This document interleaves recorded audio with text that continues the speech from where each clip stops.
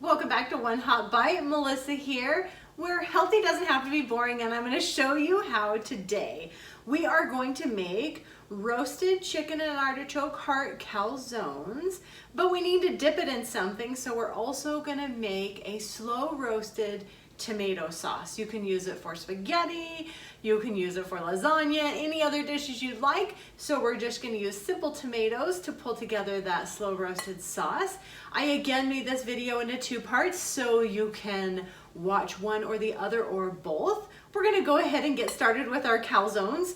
So I have here some rotisserie chicken, some canned artichoke hearts, some spinach, and cheese of your liking. I have Monterey Jack here, and then of course I have pizza dough that we're going to turn into the calzones. As we prepare these calzones, I want you to take note of the simple, inexpensive ingredients that we're going to use in these, how easy they are to make, as well as you can make them ahead, reheat them, freeze them. There's so many options with calzones. Thank you so much for being here. I really do appreciate each and every one of you. It means the world to me that you're here with me every day and we're cooking together, because everybody can come together in the kitchen. If you haven't already done so, please subscribe down below, smash that like button, and let's get cooking. We need to prep our ingredients that are going to go in our calzone, and this is 2 cups of thinly sliced spinach. I like slicing it up so you don't get these big leaves when you bite into your calzone. This is a 14-ounce can of artichoke hearts. These are so cute, and we're going to take these and chop them all up. Just coarsely chopped. As soon as you have them all chopped, I like to get all the moisture out. We don't want any of that moisture residing in our calzone and making it soggy. So once you get them all chopped, here is a bowl that I'm going to put a paper towel down. We're going to put all of our chopped artichoke hearts in there, and I am going to press it out as well. Again, we want to get as much moisture out as we can. I have a feeling that someone has some amazing tip on how to do this, but I think this is just rough and simple and it works just the same. So as soon as we have as much moisture out, you don't have to go crazy here. It's okay if there's a little bit, because we are going to add some other ingredients to this. I'm going to get these guys back in the bowl because we're going to add a few other ingredients to this. So this is considered our wet ingredients. So we're going to add 1 garlic clove that I've minced up here. We're going to add about 1/4 teaspoon of crushed black pepper and 1/4 teaspoon of salt as well. Just mix that all together really well, and we're going to set it aside. This is 1 cup of shredded chicken. Here is our spinach we're going to add here. And the next thing we're going to add is cheese. You can do, again, I used Monterey Jack. You can use provolone, cheddar, whatever, and you're going to go ahead and add this into your bowl as well. I started out with a spoon mixing this and ended up with my hands. Worked much better.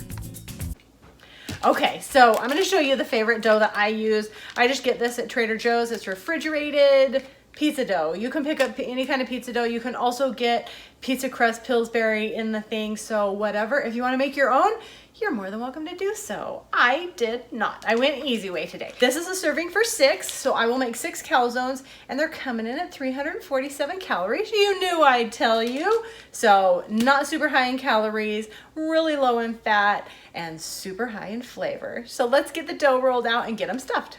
With this delicious cheater pizza dough, we're gonna need a lightly floured surface. Get it out on there. You don't have to go nuts kneading this. I'm just gonna try and get some of this flour in here so it's not so sticky, get it into a nice ball, and we're gonna divide this into those 6 portions I told you about. So off camera, I did weigh these so they were totally perfect, because that's kind of how I am sometimes, but you can see that I did a pretty good job. So I'm gonna make these into some nice little balls that we are gonna roll into our circles and stuff with our wonderful stuffing we made. Aren't they cute? Okay, so let's get a cookie sheet ready. I'm just gonna put some parchment paper down. You don't have to do this part. You can do it on the cookie sheet, but here's some olive oil I'm just gonna brush around, and I'm gonna sprinkle a little cornmeal over the top of this as well. Okay, let's work with our balls now and make these into our calzones. So we're gonna roll this out And again, my circles are not perfect. I know other people out there, I watch other shows, and they are amazing at it. So kudos to you people who can do them perfect, but this is gonna work all the same. So as soon as I have it in a nice good shape that I feel like I can stuff, we're gonna put 2/3 of a cup of our filling inside of our calzone. And you can actually stuff more in than you think you can. As soon as you get it stretched a little bit and brought over to the edges, kind of stuff in whatever may have fallen out, it works out great. Pinch down those sides, seal it really nice because you don't want to lose any of that cheese that's going to ooze all over in there. So as soon as you have all the edges pinched down, we're going to transfer these onto our cookie sheet that we've already prepared.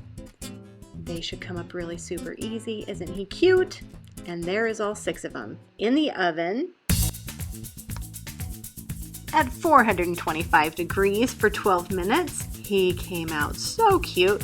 You can egg wash the top of these and get that glistening top. I did not choose to do that this time, but you can. But look at that steamy goodness.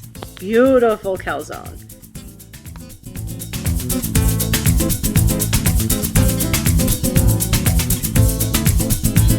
Okay, let's get our slow roasted tomato marinara sauce going. You're gonna need 2 pounds of Roma or plum tomatoes. Now the reason for making this marinara sauce from scratch versus a jar, which you can totally do, this is a great way that we can control the sugar that's in it, any other preservatives or anything like that. And we're just going with the fresh stuff. So this makes 8 servings. And what I'm gonna do with it, I'm gonna use part of this for our calzones, and then I'm saving the other half for another recipe later this week. So you can freeze it as well if 8 servings is too much for you at one time.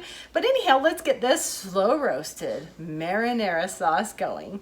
This amazing slow roasted tomato sauce is gonna need 2 pounds of Roma or plum tomatoes. We're just gonna cut these in half, add them to a bowl.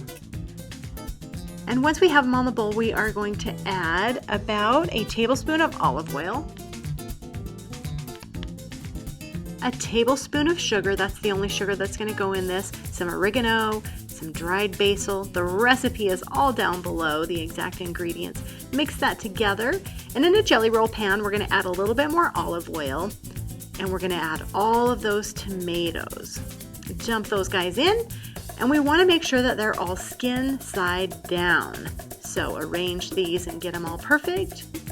And we're going to roast these in the oven, low heat, 250 degrees for 7 hours. I know, it's so worth it though. These come out amazing. Look at that, aren't they beautiful? We're gonna add 1/3 of a cup of water on top of this, just in case there's any brown bits on the bottom. We wanna add that moisture, stir it together. And as soon as you have it all mixed together and you don't have any more brown bits stuck to the bottom, we're gonna add these to a bowl. We're gonna puree these.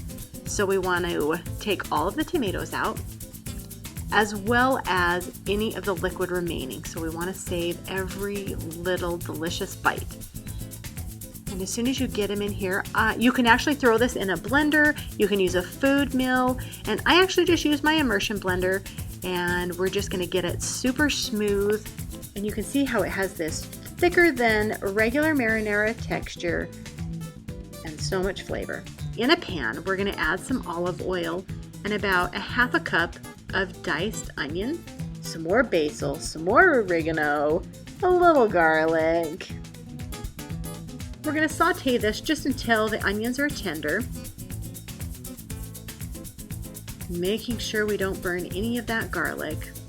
And as soon as we have it to where we want, we are going to add 1/3 of a cup of your favorite dry red wine. 1/3 of a cup of your favorite red wine. We're going to deglaze the pan, and we want just most of the moisture to come out and let that alcohol cook off.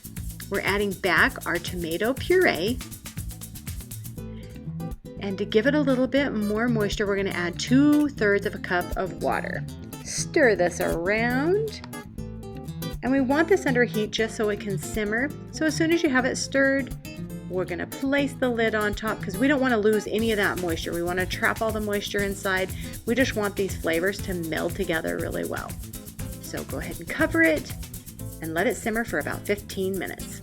After the 15 minutes, pull it off of the heat, and you're gonna add now your salt and pepper to taste. I did a quarter teaspoon of each, and ended up adding a little bit more. Give it a good taste. Delicious. That is perfect. Set that aside. That is one hot bite.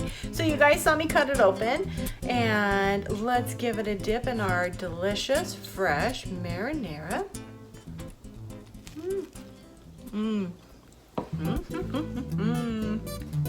Cheesy. We have spinach, we have artichoke hearts, both full of nutrients. Rotisserie chicken, you got your protein. That marinara sauce goes together with it really, really well. This is one hot bite. I will see you guys next Monday. We are gonna be making bacon and Gruyere egg bites, but we're also gonna make Banana Foster banana bread. So I will see you guys next week. I love you. Have a wonderful week. I'll see you next time.